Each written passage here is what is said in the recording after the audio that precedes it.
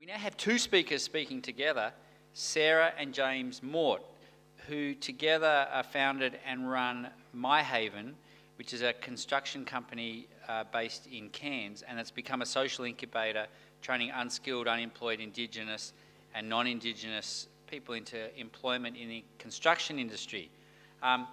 James Mort has over 35 years of hands-on construction and property development experience. He started as an apprentice plumber and then worked his way up to to run a high-end construction and development company in Victoria, and now MiHaven in Cairns. He has, as I said, 35 years experience in the industry, providing invaluable knowledge and practical experience inspiring our Indigenous and non-Indigenous trainees to a new career and fulfilling future. James has qualifications in construction, training, and numeracy and literacy support. Sarah Mort, who's a director and also co-company founder with James, has been involved in the construction and property industry for 25 years, commencing her career as an honours town planning graduate from Melbourne University and a postgrad in urban estate management at University of Technology in Sydney. She has a diverse career working in government, major construction and development companies in Australia and Asia, establishing her own property consultancy business before joining forces with James to establish MiHaven in 2011, following the disastrous aftermath of Cyclone Yassi in far north Queensland, particularly Mission Beach. And I don't know if anybody's been up to Mission Beach since Yassi, and it's not the first sort of disaster they've had in the last years, but it just had an incredible impact on that community, which they certainly haven't recovered from. With each of the speakers, I asked them to sort of give one thing, one personal thing about themselves or something they're interested in. And what I got back from Sarah and James is that they met very randomly 9 years ago when they were independently on the same day went to a town planner to inquire about a property. And the town planner gave Sarah James's business card. Sarah recognised the name as someone who she thought had been to school with her brother, rang up her brother in London, got some information on the guy, and 9 years later they've got the same surname and they're running the same company. So they've combined their life passion into one package, and they've been married since 2006. Please welcome James and Sarah Mort.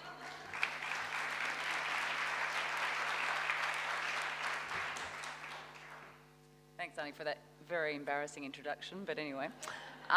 Sasha, huge thank you for getting us here. We've been on the phone for about 12 months, and today's the day to tell you our story, so we're delighted to have this opportunity. Yes, we were literally wiped out 2 years ago by Cyclone Yassi, and it was the second major cyclone that James and I had lived through in 5 years in Mission Beach. So it was absolutely a moment of fight or flight for us personally to consider about packing up and going back home to Melbourne, Sydney, or seeing if there was some other way that we could actually find an opportunity in our region. We took a major leap of faith and decided as property developers that we needed to seriously change business directions, because on the back of the GFC, property was literally dead in the water in our area.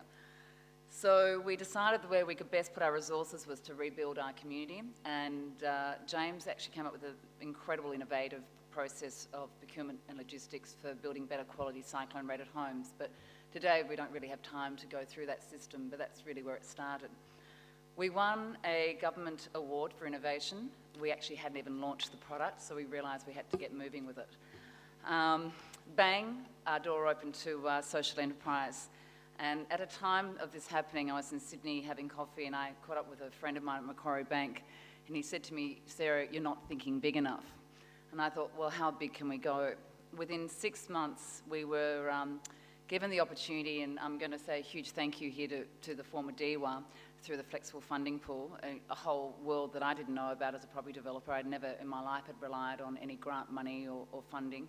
And we were engaged in building 4 projects for the community, and the net result of that, to be involved in that funding, was that we actually had to train 30 unemployed, disadvantaged Indigenous people.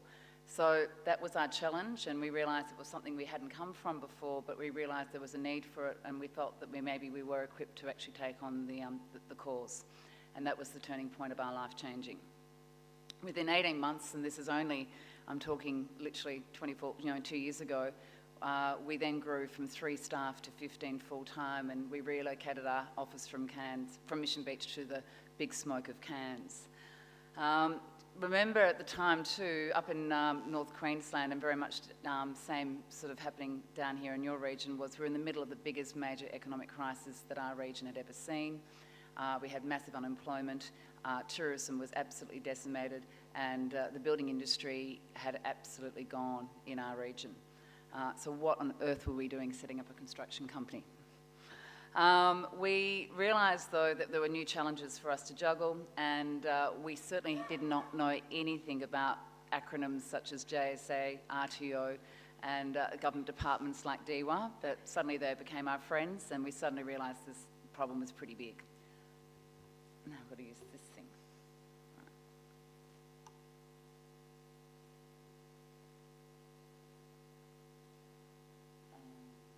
Okay. This slide, some of you people will be familiar with the statistics, and I'm not going to go into too much detail, but this just shows that, especially in regional Australia, that Indigenous males is 5 times higher than non-Indigenous males, and that is just a small indication about how big the problem is, and then the associated costs with that problem. So our approach to this problem, coming from a construction background, was to be very practical and very much about just go out and do it, and let the policy writers catch up with what we're up to. We took this approach and developed a pilot program with an Indigenous community up in Cape York called Napranum, and we managed to get 5 houses built within about 6 months this year, and James managed to train 15 men in that community, and they are now working full-time for the council. So as Paul Kelly's song goes, from little things big things grow, and that's our day-to-day mantra. Today James and I are going to tell you about how we've developed this industry-based pre-employment training model and how we've become social changers. Thank you.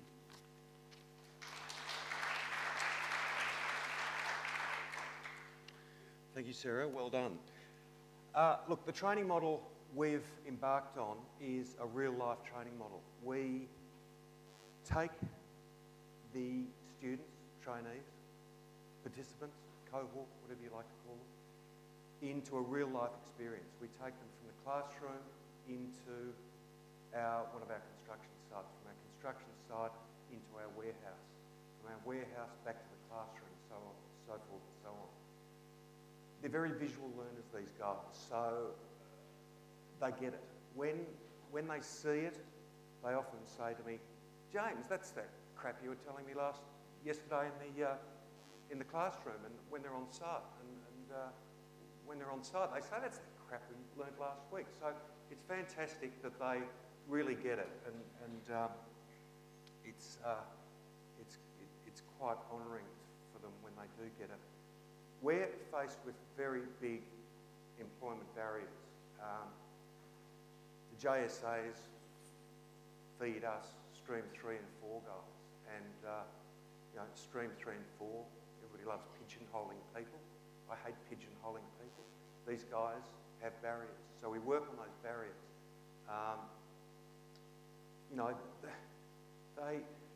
Once they get it and their lights turn on, it is a fantastic feeling. It really is. So they enjoy turning up. Their real personalities start to come out, and they enjoy doing things that make them smile. They turn up every day because they're looking forward to the next exciting phase we put them through into their lives. It's great for them. Part of this deal is we rely heavily on literacy, numeracy, and communication skills. We've found, especially with Indigenous guys, that this is their major barrier. And it's not only just a barrier for them that they can't communicate. The biggest barrier for them is the shame and embarrassment they have about not being able to communicate. And that's a big one. So we talk to them, and we use literacy, numeracy, and communication skills we teach them. And that embarrassment holds them back. It holds them back from their potential. So that's what we do. Look, our model is spans 6 months and beyond. We deliver accredited training. We deliver construction, civil construction, warehouse, logistics, and retail. We do that because it's a multi-skilled area over the 6 months. There's Certificate 2 courses. All it is a taste for them. It's a taste over the 6 months. And then during that 6 months, and here comes the really cool bit that I love, we take the group out. We take them on field trips. We take them to see a fantastic Aboriginal man, Brian Gray, who started a boxing gym. He's a boxer. He's part of the stolen generation. He's a wonderful man. He started a gym called Natural Born Fighters in Cairns. And he teaches them about the discipline in sport and how that discipline can transcend into their life. And they get it, once again, visual, boxing, exercise, fabulous. We take them to a wonderful Indigenous girl in Cairns who started an Indigenous cafe in Cairns. And she talks to them about healthy eating, proper eating, and how that transcends into their life. These two people reach down and touch their hearts, and that makes them smile. You can't wipe the smile off their face. And once that starts happening, that's the tipping point. We've got them. They start loving it, and they really do love it.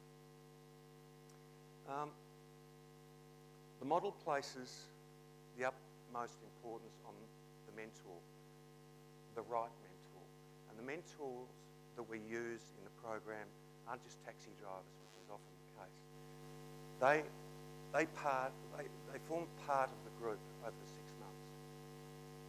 And they listen to these guys. They talk to these guys. They take them hiking. They take them fishing. Whatever it takes to break down those barriers that they've got. So the mentor's very, very important. We're not saying we can fix all the problems. Some of the problems that these guys have, the barriers, are deep-seated. Some of the alcohol and drug issues are beyond our expertise, but we're there to identify those problems and assist and feed them into more professional help.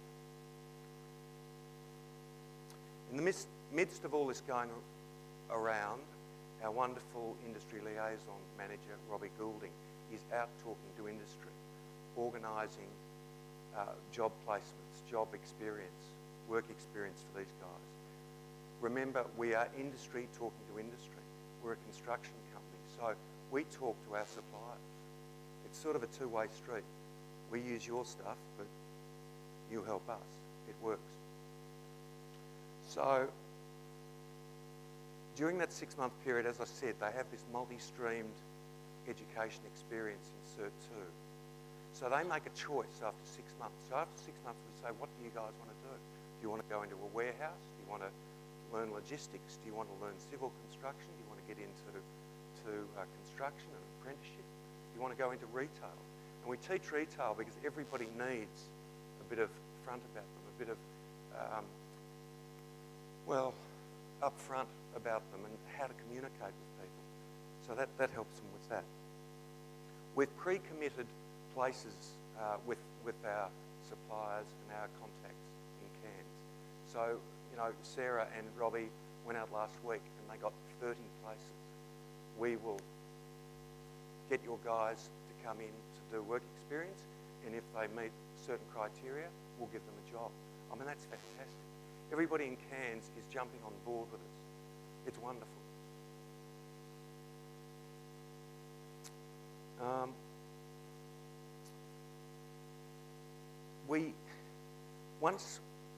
Once we've got these placements, and Robbie's job then is to make a fit with our trainees and the employer. And that's important because you just don't throw them into a job that firstly they don't want to be in, and secondly they don't get on with the employer. It's doomed to failure. So Robbie makes a fit, and once the fit is made, our field officers stay between the employer and the trainee or the employee for 12 months. to keep that line of communication open, because it's so important. We've seen it so many times that a little miscommunication blows up into something huge. We had a case where, one of our guys just walked. Because he didn't know how to communicate, so he walked. So we put in place this 12-month field officer idea to stay between them, and it's a constant. Look, all this stuff is great, but until we can reach into the hearts of those guys and touch them, it's all for nil. These guys, they all have a story. They have disadvantages. They didn't go to a private school. They didn't, they've come up in the hard knocks. But they all have stories, and we listen to their stories. We tell them about their stories in their life. We help them put all their problems and their woes in context with their stories, and that's very important, because everybody's got a story, and we listen to them, and that's fun. We share this passion that we've got with our employers, and they join us because they enjoy continuing our work. We do the hard yards for 6 months over to them, but we stay with them, and that's the really good bit. So what have we got? What we've got is a tripartite social change happening.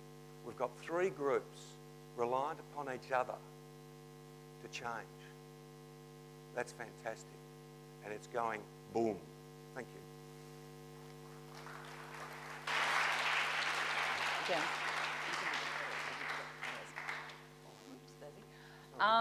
Thanks, James. He's certainly got a lot of passion for it, as you can tell.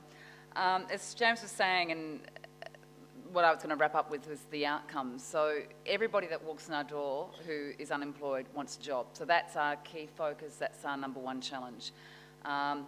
Once we've got them a job, the program we're now working on, which is getting the support mechanisms for the employer and the employee, because we can't do everything. We don't have the funding, we don't have the time. But for another company to want to buy into the program, we need to say to them that you're not going to be just left out there on your own. Everyone knows, if you've run a business, how hard it is to employ people, and especially if you're employing disadvantaged people. You really need some support around that. So I think that's key for the future.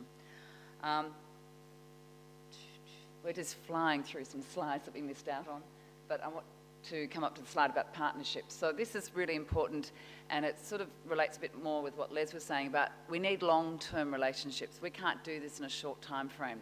Napranum, which is up near Weipa in Cape York, we've had a unique opportunity to partner with that community for 4 years. So we are now training and developing all their housing directly with that community. And we started last year with 7 of MiHaven's construction team in the community building.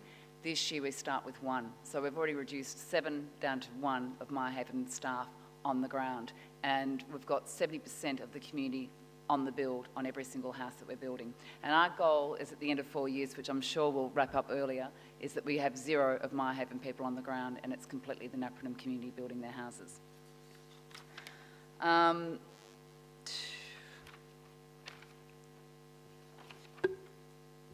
Talked about jobs. James touched on the relationship that we've been developing very much with our support partners. The more our construction company, this is sort of the cool part of social enterprise, we are a for-profit business, and therefore we've got to really make this business work. We've got to pay wages every day. We face the same issues that all businesses face in Australia: cash flow, competition, the day in, day out hassle factors of running a business. We relate to that story. That's our story. We've got to be good at what we do in building, and we've got to be good at what we do with training. So we have a lot of pressure on us, but we enjoy that challenge. Up until a week ago, we weren't even an RTO. That word I didn't know a year ago, I now know. So we will be bringing that into our business next year, primarily because we're industry, and we do believe that some of our skill base of teaching is of a very high calibre, because we're coming off the ground. And as James touched on, 70% of what we teach is on the ground, on the job. So we treat every person that joins the program as though they are working with us the day they walk into the door. They are developed to be work fit, so they are really ready to go out and work for somebody else. that's important to us because we're actually referring those people to our supplier partners. So we're asking them, you know, if our business grows and we keep buying more windows from you or more bricks or more whatever we buy, surely there's an opportunity that you could take another person into your workforce. So the job I've been on in the last week, which was great to get out of the office, was to talk one-on-one to our supplier partners. And I was absolutely astounded that no one said no. And in 90% of the cases, I got yes twice, which meant I walked out the door with 2 employment outcomes in 6 months' time from companies in Cairns, which were literally 18 months ago on their knees. We have some really good green shoots happening in our community, in our region, with construction, with some major tourism development.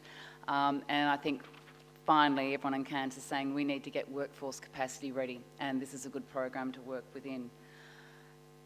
The really good things about helping someone get out of unemployment, and with Indigenous people, very much generational unemployment, we've calculated that on a per head basis that you're looking at a saving of around $2 million per person if they can stay out of unemployment and stay in employment in their lifetime. That's a pretty big figure. You know, there's other issues, and I mean, there's other benefits we all know. There's reduced suicide rates, especially in communities, overcrowding and social housing, and hopefully one day the need for no more social housing, that they can afford their first home. One of those photos you saw in Hopevale, we actually built the first home for an Indigenous woman called Cheryl Cannon on freehold land in Hopevale. That's the first freehold home owned in Cape York so far, and that was 3 months ago. So there are changes. Just summing up today, you know, I think the most important thing to give everybody is hope, to get everybody to believe that there is a future for them. And I wanted to summarise. James, are you ticking? I need that last slide. That's graduation. That's celebrating everyone getting a job. That's Emily and Peter, who are now working for a landscaping business in Cairns. That's a bunch of the guys of companies in Cairns that have employed the recent group we've had. Their businesses are growing as well. So this is what I want to say. There's no situation that's not transformable. There's no person who's hopeless. There's no set of circumstances that cannot be turned about by human beings and their natural capacity for love of the deepest sort. Thanks very much.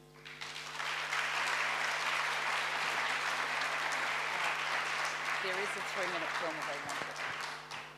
There is a 3-minute film of the last group we trained, working up with Brian Gray boxing, if you want to see it. But if times, you want to see it? Okay, shoot. We give them an introduction to the building industry, you know, how to use tools, how to plan work, how to read plans, fairly basic building industry so that they can go into a builder and learn more. Boxing is a sport about technique and skill, and it also gives you life skills like determination, you know, a winning attitude, you know, and never give up attitude, and it builds self-confidence and self-esteem. And these attributes you can take into your workplace, and you know, they're transferable things. Things you learn here, like the disciplines of boxing, the mental toughness of it, and all that stuff. You can apply those things in everyday life. For me, I'm loving every moment of it. The fact that I want to become a landscaper and being out, putting myself out to, you know, get there, considering where I have been, Robbie's probably the one person that has put me up to, you know, where I want to get, because I was stuck in a rut for a good while. So yeah, it's working wonders, definitely. People that bring out the best in you. See, when you're in an environment like this, where you're in a accountable environment, you're in a structured training program, you have people in there that actually can help you to bring the best out of you and bring that potential out of you that's in there, and encourage you to grow in your fitness and be motivated and continue on and make it a long-term thing instead of a 1 month hit thing and then give up. I believe in the program, and it's really good to see MiHaven doing this sort of thing rather than, I mean, a lot of building companies do transportable housing and just send tradesmen to build them. Well, MiHaven are sending only a couple of tradesmen and using the local people, which is really, really good. That's a good model. It was good to speak into them, you know, and maybe plant some good ideas in them and inspire them to keep going and stay focused and motivated and reach their goals and live their dreams, really. So to see young people like that who are starting off in their journey and just beginning, they probably need all the help they can. So I'm just glad I could contribute to them in some way, you know, and give them some good advice. It'll definitely help me in the long run with my performance at work, and I was down for a long time, so to get back into the workforce is quite difficult. It's a good scheme that MiHaven have got, and they've got some good dedicated people doing it too. I want to start my own business in the long run anyway, so his speech has helped me to pursue that. I've double thought about not bothering, but no, it's definitely something I want to do.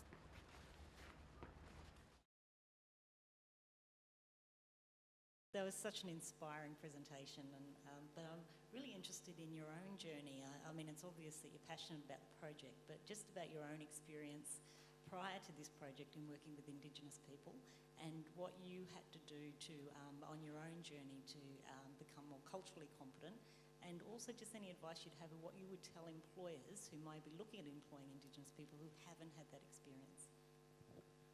We stepped into this arena green, very green. I'm from Melbourne, Sarah's from Melbourne. I went to private school, Sarah went to a private school. I didn't see my first Aboriginal bloke until I was about 30. I mean, I didn't know what I was getting into. But what I knew is that I had a lot up here to share. And I found over the years where I've, in my construction company, I've had apprentices all through. For some reason, I can help them, I can teach them. And young white fellas are no different from young black fellas. They get into trouble, and you've got to help them out. I've helped a lot of people out in the building industry, just being apprentices. But going into communities was an eye-opener for us. And I asked an Aboriginal guy once, what do I do? What cultural differences help me? He said, look, just simplify, just normalise them. They're no different. They want to live, they want to get a job, they want to move on in their life.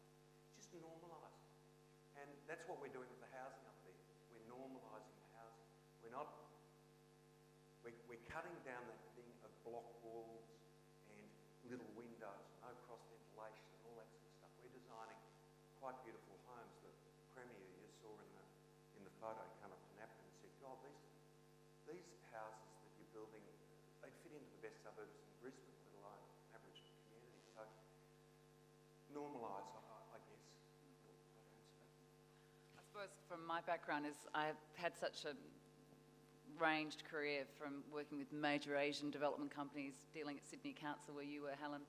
I think you get equipped about just not taking no as an answer, and with this government situation after the cyclone, we just got a random call and we never say no. So someone said, come to this meeting and talk to about this program about the flexible funding pool. So we got out of the car in Cairns that day and James said, this will probably be a complete waste of time or it may change our lives. So we just went in there and said, we'll do it. Last one question here.